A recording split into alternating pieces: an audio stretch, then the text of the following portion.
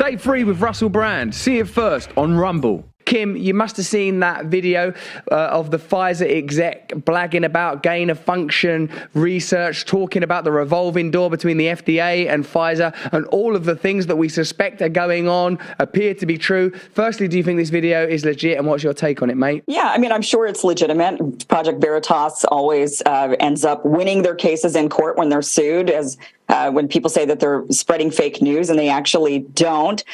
Whether or not this guy Jordan is actually, I think his name is Jordan Tristan Walker, whether or not he's actually high up in the company, I'm not 100% certain about that. But what he's talking about is not actually called gain of function. It's actually directed evolution. So it's kind of like gain of function in that they've been doing this for a really long time.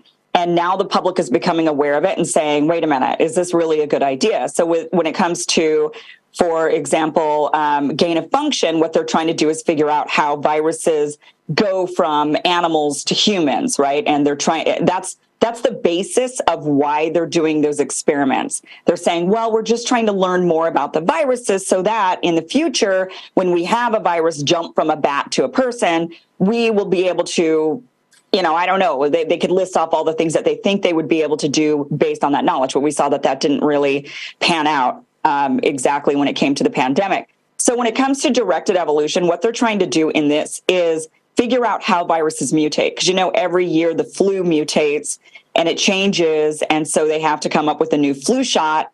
And what they're doing when they come out with that new flu shot is they're guessing on how the flu is going to mutate that year. And so they're trying to get in front of it, and then they're wanting to give you the flu shot. And sometimes they get it wrong. We know this. So what they're doing now, what he's claiming is that they're doing this directed evolution over at Pfizer. So they're trying to get ahead of COVID, figuring out how is it going to mutate. So what they're doing is they're injecting this sort of like gain of function, but a little bit different. They're injecting the virus into monkeys. They're allowing the monkeys to spread the virus all around.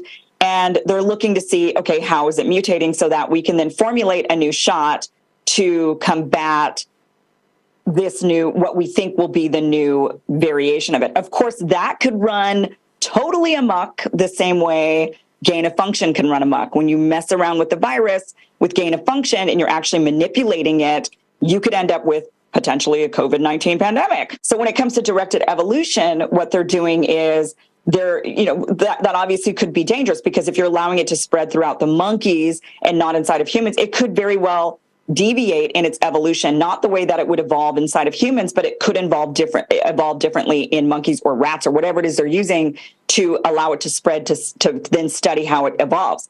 So you could end up with a much more deadly virus for humans that then, of course, escapes the lab and then goes and circulates all around. And it's still COVID-19, but it's one that is potentially more deadly, maybe deadly for younger groups. Like it's a very dangerous. So first of all, it's a very dangerous thing to be doing, but they've been doing this a lot. This has been going on for a long time with a variety of other viruses and other ailments, not just viruses. So it's been going on for a while. It's not new. It's very dangerous. And it also, what he was saying is, well, then we could get in front of it and make money. I don't know if they're making new viruses to, I have a hard time believing that the scientists that are in the lab are thinking, how can we make a bunch of money? I think that's the executives, right, that are sitting in the boardrooms. So I don't know if the scientists are doing it from that perspective. The scientists are probably thinking, well, okay, we want to make sure that we're bringing out the best booster dose available that's going to combat the strain that's actually circulating.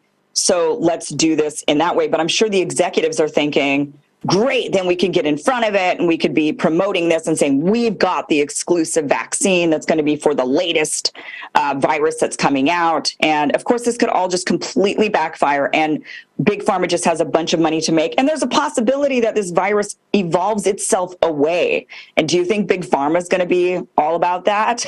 I don't think they're going to be wanting this virus to evolve itself out of existence. They're going to want to keep it going. In a sense, Kim, there are some areas for speculation that seem important. The potential dangers of institutional thinking when pursuing such a potentially dangerous endeavor.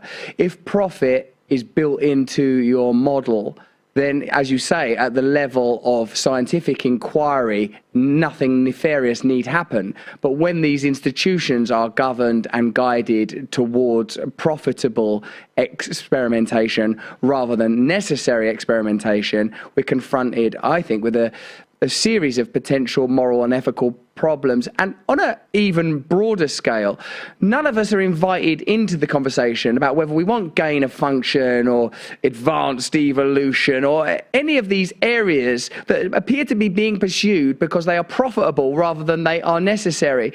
And this distinction between these spaces, which are often funded by taxpayers when required, and what is good for people seems to be an important one. I don't understand how it's become so, why there's such synergy and symbiosis when it comes to the funding. We'll take your taxpayer money. But when it comes to the agenda, it's directed towards what's profitable and it is extracted from the process of democracy, by which I mean simply, no one's asking us if we want this stuff done.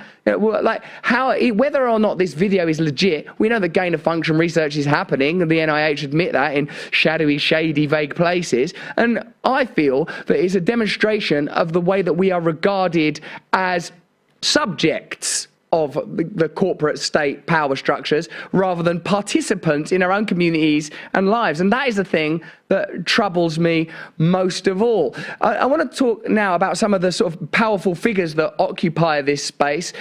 Bill Gates has spoken about potential future pandemics in a think tank, which usually in my experience, these think tanks amount to little more than corporate funded endeavors to PR particular agendas. And now that Anthony Fauci appears to be leaving the world stage, we are in need of new villains in this space.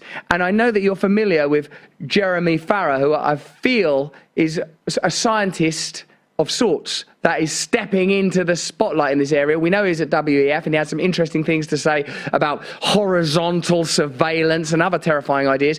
What do you think about some of these figures? Could you touch on them both?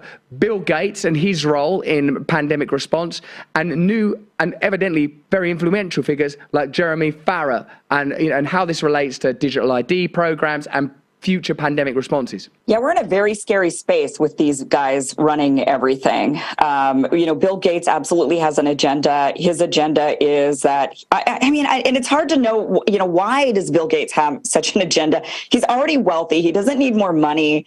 I think it's just really kind of a God complex. He just wants to be known, and we know this from his conversations with Jeffrey Epstein, right? He wanted a Nobel Prize. He's looking to be revered as some sort. He wants to go down in the history books, not as a guy that is this tech giant, but a guy that saves the world in some way. That's what it seems to me to be his actual agenda. So he's wanting to have his stamp on the world as this savior. And that's obviously extremely dangerous when you have somebody with a God complex like that wanting to run things, because I think what he's discovered with this pandemic, and as his latest statement coming out saying nobody got an A, as if this was a test. Was this a test? What do you mean we were being graded?